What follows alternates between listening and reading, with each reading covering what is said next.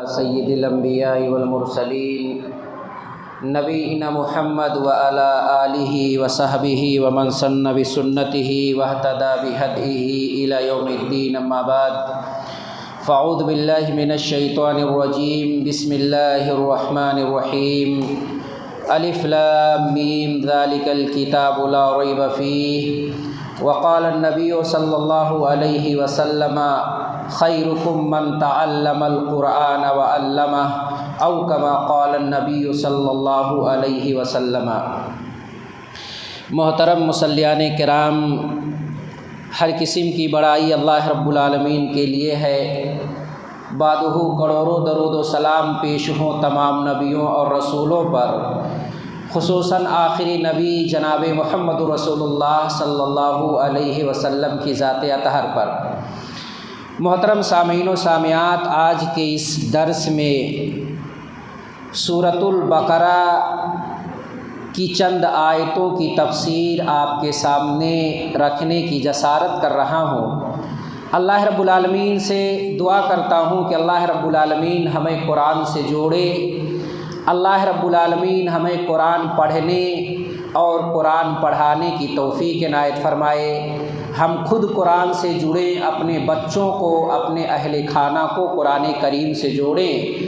اللہ کے رسول صلی اللہ علیہ وسلم بیان فرماتے ہیں کہ خیرکم من تعلم القرآن وعلمہ، کہ تم میں سے سب سے بہتر وہ لوگ ہیں جو قرآن کو سیکھتے ہیں اور قرآن کو سکھلاتے ہیں، قرآن پڑھتے ہیں، قرآن کو پڑھاتے ہیں، قرآن کی تفسیر سیکھتے ہیں، قرآن کی تفسیر کرتے ہیں۔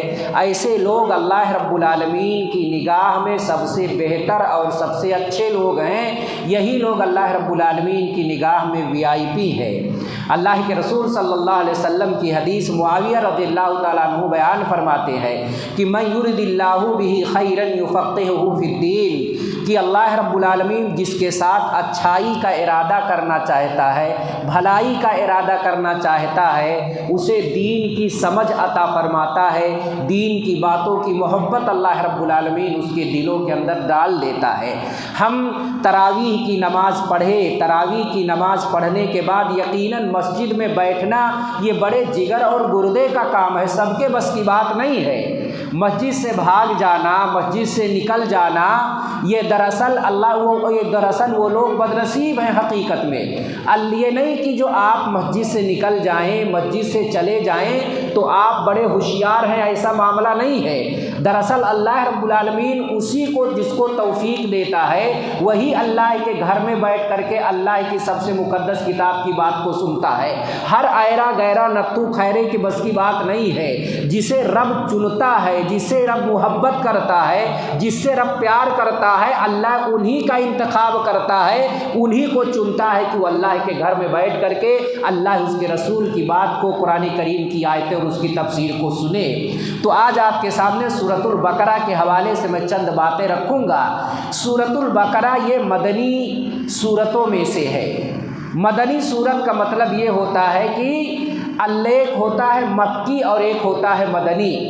مکی کا مطلب وہ صورتیں جو اللہ کے رسول کی ہجرت سے پہلے نازل ہوئیں، اب وہ چاہے مکہ میں نازل ہوئی ہو یا مدینہ میں نازل ہوئی ہو یا طائف میں نازل ہوئی ہو یا احد و بدر میں نازل ہوئی ہو، کہیں بھی نازل ہوئی ہو، وہ آیتیں جو ہجرت سے پہلے نازل ہوئی ہیں، وہ صورتیں جو ہجرت سے پہلے اتری ہیں، ان کو مکی صورت کہا جاتا ہے۔ اور جو آیتیں، جو صورتیں ہجرت کے بعد نازل ہوئی ہیں، ہجرت کے بعد اتری ہیں، انہیں مدنی صورت کہا جاتا ہے، مدنی آیات کہا جاتا ہے۔ تو سورۃ البقرہ علماء کا اتفاق ہے، سارے مذاہب کے علماء کا اس بات پر اجماع ہے کہ سورۃ البقرہ یہ مدنی صورتوں میں سے ہے، سورہ مدنیہ ہے، یعنی ہجرت کے بعد کیا ہے، یہ سورت نازل ہوئی۔ اور آپ کو یہ بھی بتانا مناسب سمجھتا ہوں کہ اس کے اندر 286 آیات ہیں، 40 رکوع پر یہ سورت مشتمل ہے۔ ترتیب نزولی اگر دیکھیں یا ترتیب مصحفی اگر دیکھیں، ترتیب مصحفی کا مطلب کہ قرآن کریم میں کتنے نمبر پہ سورۃ البقرہ آتا ہے، تو قرآن کریم مصحف کے اعتبار سے سورۃ البقرہ کا دوسرا نمبر ہے۔ مصحف کے اعتبار سے جو لکھا ہوا اس میں یہ دوسرے نمبر پہ ہے سورۃ الفاتحہ کے بعد. سورہ فاتحہ ایک نمبر پہ اور سورۃ البقرہ دوسرے نمبر پہ. لیکن نازل ہونے کے اعتبار سے اگر دیکھیں تو نازل ہونے کے اعتبار سے یہ 87ویں نمبر پہ ہے. 87 نمبر یعنی 87 نمبر پر یہ آئے سورت یعنی سورۃ البقرہ ہے. اس کی جو ہے اس کا نام سورۃ البقرہ کیوں پڑا؟ اس کے اندر گائے کا تذکرہ ہے. بنی اسرائیل کے اندر ایک آدمی کا قتل ہو گیا. اب اس کے قاتل کا پتہ نہیں چل رہا تھا کہ اس آدمی کو کس نے قتل کیا ہے. اختلاف پیدا ہوا بنی اسرائیل کے اندر. اختلاف یہاں تک بڑھ گیا کہ قریب تھا کہ لوگ آپس میں لڑ بھڑ جائیں, ایک دوسرے کے گریبان کو ناپنے لگیں. حضرت موسیٰ علیہ الصلوۃ والسلام سے لوگوں نے شکایت کی. حضرت موسیٰ نے اللہ رب العالمین سے التجا کیا تو اللہ رب العالمین نے ان کو حکم دیا کہ ایک بیل یا ایک گائے ذبح کرے. گائے ذبح کرنے کے بعد اس کے کسی حصے کو لے کر کے مردہ آدمی کے جسم پہ مارے, وہ مردہ زندہ ہو جائے گا اور زندہ ہو کر کے وہ بتا دے گا کہ میرا قاتل کون ہے, مجھے مارنے والا کون ہے. اب رہی بنی اسرائیل سوال پہ سوال کرنے والے, حجت کرنے والے, انہوں نے کہا ٹھیک ہے گائے تو ہم ذبح کر لیں گے, گائے کیسی ہونی چاہیے؟ اللہ رب العالمین نے کہا نہ بہت بوڑھی ہو نہ بہت بچی ہو, ایسی گائے اور ایسے بیل کو ذبح کر دو. پھر کہا ٹھیک ہے تو ایسی تو مل جائے گی لیکن کلر کیا ہونا چاہیے؟ تو پھر اللہ رب العالمین نے کہا زرد کلر ہونا چاہیے, جو بھگوا کلر ہے اس کے قریب تر رنگ ہے وہ رنگ ہونا چاہیے. پھر انہوں نے اور بہت سارے ہل چلی, ہل کے ساتھ یعنی وہ ہل جوتنے والی ہو یا کھیت جوتنے والی نہ ہو, اس طرح کے سوالات انہوں نے کیے. بہرحال آخر میں گائے کو انہوں نے ذبح کیا. ذبح کرنے کے بعد کیا کیا, بعض روایتوں کے اندر اس کے پونچھ سے یا کچھ جسم کے کچھ حصے سے, گوشت کے کچھ لوتڑے سے مردے آدمی کے جسم پہ مارا گیا. مارنے کے بعد وہ آدمی زندہ ہوا اور اس نے اپنے قاتل کا نام بتا دیا کہ مجھے فلاں آدمی نے قتل کیا ہے. پھر اس کے بعد وہ آدمی کیا ہے واپس سے جس حالت میں تھا اسی حالت میں ہو گیا, یعنی واپس مردہ ہونے کی حالت میں چلے گیا. تو اسی گائے کا تذکرہ ہے, اس کی وجہ سے سورۃ البقرہ اسے کہا جاتا ہے. اچھا, سورۃ البقرہ کی بڑی فضیلت ہے. مسلم شریف کی روایت ہے کہ عن ابی ہریرہ رضی اللہ عنہ ان رسول اللہ صلی اللہ علیہ وسلم قال لا تجعلوا بیوتکم مقابر ان الشیطان ینفر من البیت الذی تقرأ فیہ سورۃ البقرہ اخرجہ مسلم فی کتاب صلاۃ المسافرین. امام مسلم رحمہ اللہ نے صلاۃ المسافرین چیپٹر میں اس حدیث کو ذکر کیا ہے, اور اس حدیث کے نیریٹر, حدیث کے راوی, حدیث بیان کرنے والے اللہ کے رسول صلی اللہ علیہ وسلم کے مشہور صحابی حضرت ابو ہریرہ رضی اللہ تعالیٰ عنہ ہے. حضرت ابو ہریرہ رضی اللہ تعالیٰ عنہ بیان فرماتے ہیں کہ اللہ کے رسول صلی اللہ علیہ وسلم نے بیان فرمایا کہ اپنے گھروں کو قبرستان مت بناؤ. جس گھر کے اندر سورۃ البقرہ کی تلاوت کی جاتی ہے ایسے گھروں سے شیطان و جنات بہت دور بھاگ جاتے ہیں. اس گھر کے اندر نہ شیطان داخل ہوتے ہیں نہ جن اور پریت داخل ہوتے ہیں. اس لیے اپنے گھروں کے اندر سورۃ البقرہ کی تلاوت کیا کرو. سورۃ البقرہ کی تلاوت کا یہ مطلب نہیں پوری سورت پڑھی جائے, کبھی 5 آیت پڑھ لو, 10 آیت پڑھ لو, 20 آیت پڑھ لو, 50 آیت پڑھ لو. جتنی طاقت و قوت آپ کے پاس ہے اتنی اپنے گھروں کے اندر سورۃ البقرہ کی تلاوت کیا کرو, اگر تم اپنے گھروں کو شیطان و جنات سے محفوظ رکھنا چاہتے ہو.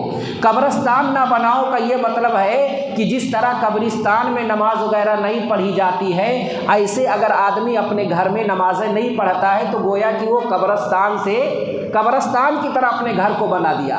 اسی وجہ سے مسلم کی جو یہ حدیث ہے اس کے اندر جو باب قائم کیا گیا ہے, باب یہ ہے کہ باب و استحباب صلاۃ النافلہ فی بیتہ, کہ مستحب ہے, بہتر یہ ہے کہ آدمی نفلی نمازیں سنتیں کہاں پڑھے, وہ اپنے گھر کے اندر پڑھے۔ فرض نماز کہاں ادا کرے؟ مسجد کے اندر، اور اسی طرح سے جو سنتیں ہیں، نفلی نمازیں ہیں، وہ اپنے گھروں پہ پڑھ لیا کرے۔ یہ اللہ کے رسول صلی اللہ علیہ وسلم کی حدیث کا یہ مطلب ہے کہ اپنے گھروں کو قبرستان نہ بناؤ، یعنی اپنے گھروں میں گاہے بگاہے نماز پڑھا کرو۔ کون سی نماز؟ صلاۃ نافلہ، نفلی نمازیں، سنت کی نمازیں پڑھو۔ فرض نماز گھروں کے اندر پڑھنا درست نہیں ہے۔ فرض نمازوں کے لیے آپ کو کہاں آنا ہے؟ مسجد کے اندر آنا ہے۔ اور بعض لوگ جو ہے گھر کے اندر ہی نماز پڑھ لیتے ہیں، ایسے لوگوں کو ڈرنا چاہیے، بچنا چاہیے، کوشش کریں کہ مسجد کے اندر پڑھیں۔ اگر کوئی مجبوری ہے، چل نہیں پاتے ہیں، کوئی بیماری ہے، تو ایسی صورت میں گھروں کے اندر پڑھ سکتے ہیں۔ اس کی شریعت کے اندر کیا ہے؟ اجازت ہے۔ اور اس کی کیا فضیلت ہے میرے بھائیوں؟ مسلم شریف کی ہی روایت ہے، اللہ کے رسول صلی اللہ علیہ وسلم کے مشہور صحابی ابو امامہ باہلی، روایت ہے کہ ان ابی امامۃ الباہلی قال سمعت رسول اللہ صلی اللہ علیہ وسلم یقول اقرأوا القرآن فإنه یاتی یوم القیامۃ شفیعا لأصحابہ اقرأوا الزہراوین سورۃ البقرہ و سورۃ آل عمران فإنهما تاتیان یوم القیامۃ کأنہما غمامتان او کأنہما غیایتان او کأنہما فرقان من طیر صواف تہاجان عن اصحابہما اقرأوا سورۃ البقرہ فإن أخذها برکۃ وترکها حسرۃ ولا تستطيعها البطل وقال معاویہ ان البطل السحر۔ اخرجہ مسلم فی کتاب فضائل القرآن۔ جہاں پہ قرآن کریم کی فضیلت کا چیپٹر ہے، وہیں پہ امام مسلم رحمہ اللہ نے اس حدیث کو ذکر کیا ہے۔ روایت کرنے والے ابو امامہ باہلی ہیں، وہ کہتے ہیں میں نے اللہ کے رسول صلی اللہ علیہ وسلم کو بیان کرتے ہوئے سنا۔ کیا سنا؟ کہ اللہ کے رسول نے کہا قرآن کو کثرت سے پڑھو، قرآن کریم کو پڑھا کرو، کل قیامت کے دن قرآن کریم تمہارے لیے سفارشی بن کر کے آئے گا، تمہاری سفارش لے کر کے اللہ رب العالمین کے پاس آئے گا۔ اس قرآن کو اگر ہم نے اپنے سے جوڑ رکھا ہے، اس کو ہم پڑھتے رہتے ہیں اس دنیا کے اندر جب ہمیں موقع ملتا ہے، یہ قرآن آپ کو تنہا نہیں چھوڑے گا، یہ قرآن کل قیامت کے دن آپ کے لیے شافع بن کر کے اللہ رب العالمین کے سامنے آئے گا۔ اللہ کے رسول نے کہا دو چمکدار صورتیں پڑھو، دو چمکنے والی صورتیں پڑھو۔ دو چمکنے والی صورتوں سے مراد سورۃ البقرہ اور سورہ آل عمران ہے۔ آپ کو یہ بھی بتاتا چلوں قرآن کریم کی جتنی بھی صورتیں ہیں، تمام صورتوں میں سب سے لمبی صورت سورۃ البقرہ ہے۔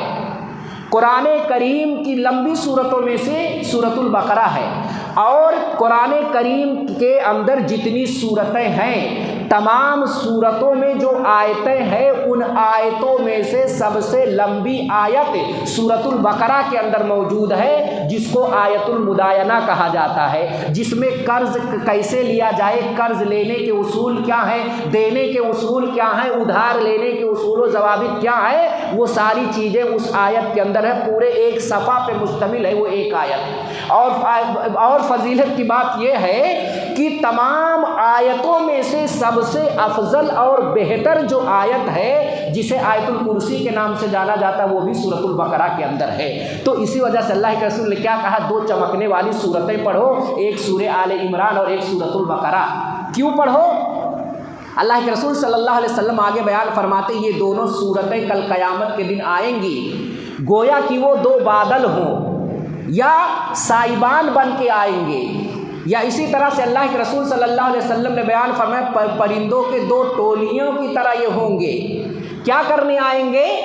یہ جو قرآن کریم سورہ بقرہ اور سورہ آل عمران کو دنیا کے اندر پڑھتا رہا ہوگا، اللہ رب العالمین کے پاس اس کے لیے کس لیے آئیں گے؟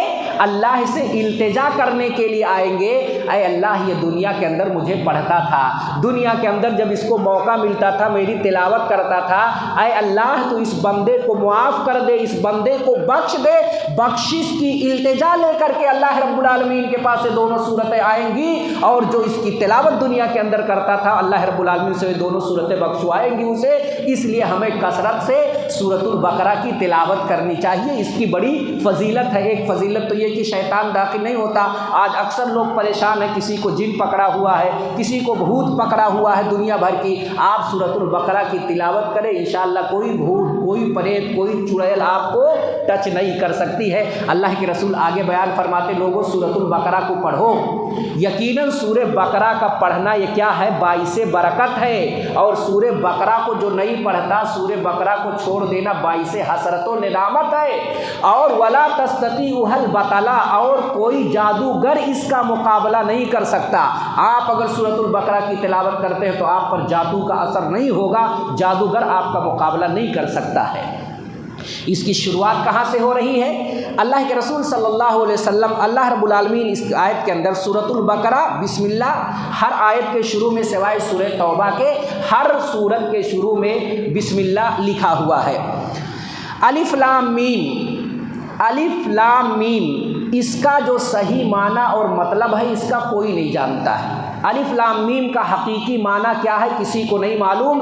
اتنا صرف ہمیں جان لینا کافی ہے کہ یہ حروف تہجی میں سے ہے۔ جیسے الف با جیم دال ہا ہے، ایسے اسی میں سے الف لام میم ہے، یہ تینوں تین حرف ہے۔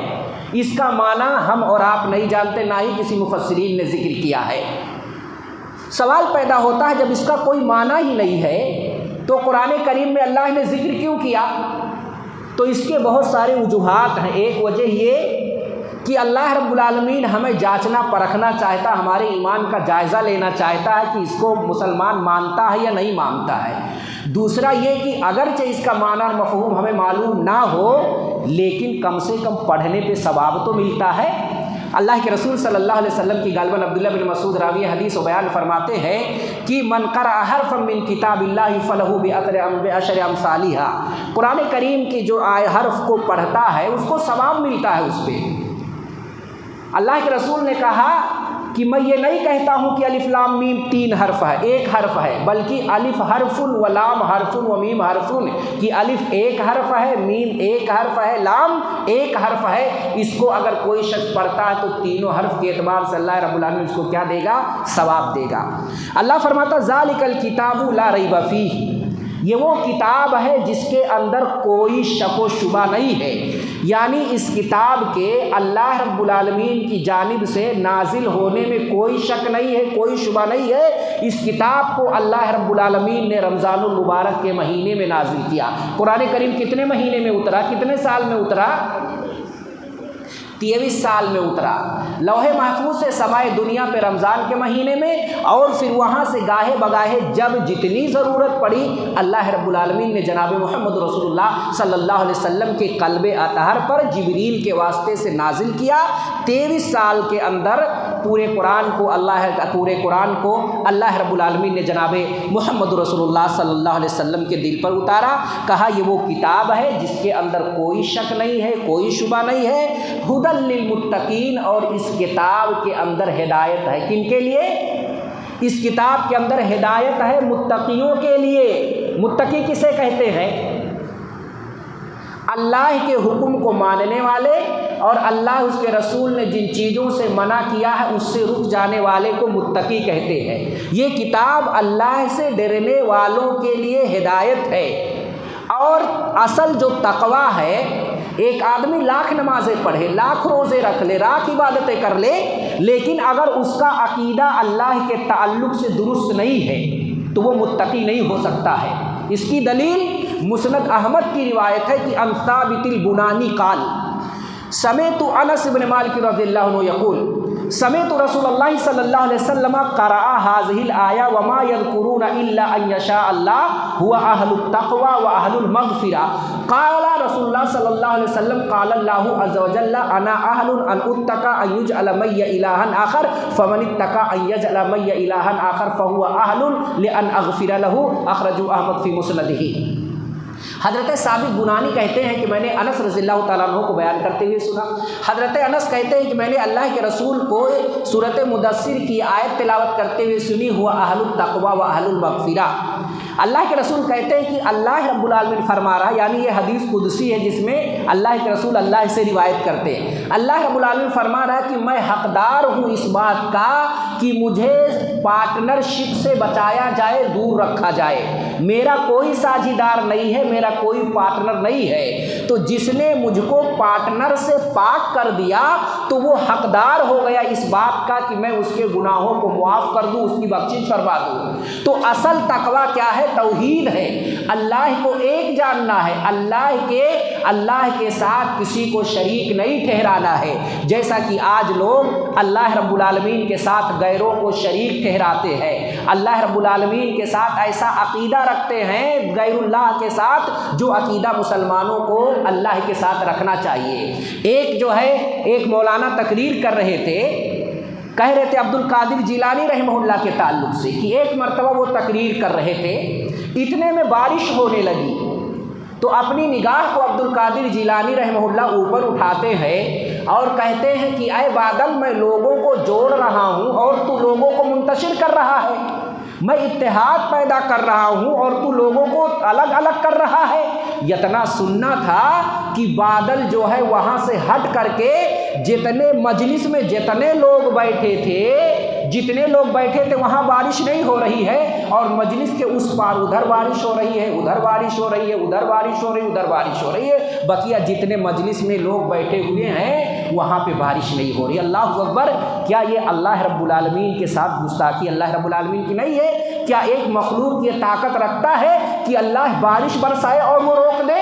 اللہ رب العالمین کے قانون میں کوئی انسان انٹرفیئر نہیں کر سکتا ہے۔ اس طرح کے عقائد کو بیان کر کے، اس طرح کے گپ شریف کو لوگوں کے سامنے ذکر کر کے لوگوں کے عقیدے کو خراب کیا جا رہا ہے، برباد کیا جا رہا ہے۔ ایسے عقیدوں سے ہمیں بچنا چاہیے جس سے اللہ رب العالمین کی گستاخی لازم آ رہی ہو اور اللہ کے قانون میں ایک مخلوق جو ہے انٹرفیئر کرتا ہوا نظر آ رہا ہو۔ میرے بھائیوں، وقت اجازت زیادہ نہیں دیتا، 2-1 منٹ کے اندر میں اپنی بات کو سمیٹتا ہوں۔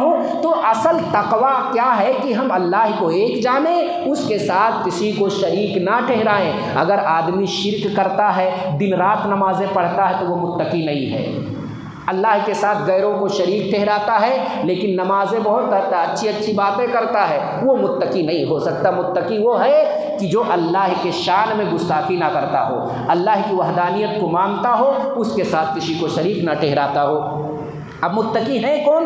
ھدی للمتقین۔ ہدایت کی آپ کو معلوم ہے 2 قسمیں ہیں، ایک ہدایت الدلالہ والارشاد ہے اور ایک ہدایت التوفیق ہے۔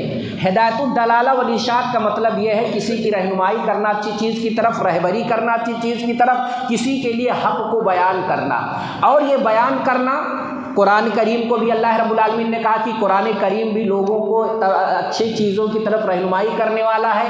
اللہ کے رسول کے بارے میں بیان فَإِنَّكَ لَتَهْدِي إِلَىٰ صِرَاطٍ مُسْتَقِيمٍ کہ آپ لوگوں کی رہنمائی کرنے والے ہیں سیدھے راستے کی طرف۔ اور ہدایت کی دوسری، اس کے اندر انبیاء بھی شامل ہیں اور انبیاء کے وارثین بھی اس کے اندر کیا ہیں؟ شامل ہے۔ لیکن ایک ہدایت توفیق ہے۔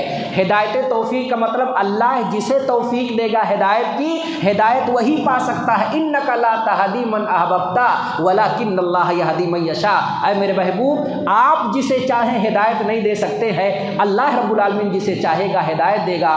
اگر نبی کے چاہنے سے کوئی ہدایت پا لیتا تو سب سے پہلے آپ کے چچا ابو طالب کو ہدایت ملتی، لیکن ابو طالب اللہ کے رسول چاہتے تھے لیکن اللہ رب العالمین کے ہاں ابو طالب کے حق میں ہدایت نہیں لکھی تھی، اس لیے ابو طالب کی وفات کفر پہ ہوئی، اور جہنم کے اندر سب سے ہلکا اگر کسی کو عذاب ہوگا تو وہ کون ہے؟ ابو طالب ہیں، جو جناب محمد رسول اللہ صلی اللہ علیہ وسلم کے چچا ہیں۔ تو یہ ہدایت کی 2 قسمیں ہیں۔ اللہ کہتا ہے ھدی للمتقین، اس قرآن کریم کے اندر متقیوں کے لیے کیا ہے؟ ہدایت ہے۔ اب متقی ہے کون؟ انشاءاللہ کل کے درس میں باتیں رکھوں گا کہ متقی ہے کون۔ آگے اللہ رب العالمین متقیوں کی صفات کا تذکرہ، ان کی کوالٹی کا تذکرہ کیا ہے کہ کون کون سی کوالٹی اگر ہمارے اندر یا آپ کے اندر پائی جائیں گی تو آپ کو متقی کہا جا سکتا ہے، اس کا تذکرہ آئے گا۔ اللہ رب العالمین سے ہم دعا کرتے ہیں کہ اللہ رب العالمین ہمیں قرآن سے جڑنے کی توفیق دے، اللہ رب العالمین ہمارے دلوں میں قرآن کی محبت ڈال دے، اللہ ہمیں پڑھنے اور پڑھانے کی توفیق دے، جب تک اللہ زندہ رکھے ایمان پر توحید پر زندہ رکھے، خاتمہ ہو ایمان پر ہو توحید پر ہو، اور ہمارا دل اپنے مسلمان بھائی کے لیے پاک و صاف ہو۔ وَأَقُولُ قَوْلِي وَأَسْتَغْفِرُ لِي وَلَكُمْ وَلِسَائِرِ الْمُسْلِمِينَ فَاسْتَغْفِرُوهُ إِنَّهُ هُوَ الْغَفُورُ الرَّحِيمُ۔ والسلام علیکم ورحمۃ اللہ وبرکاتہ۔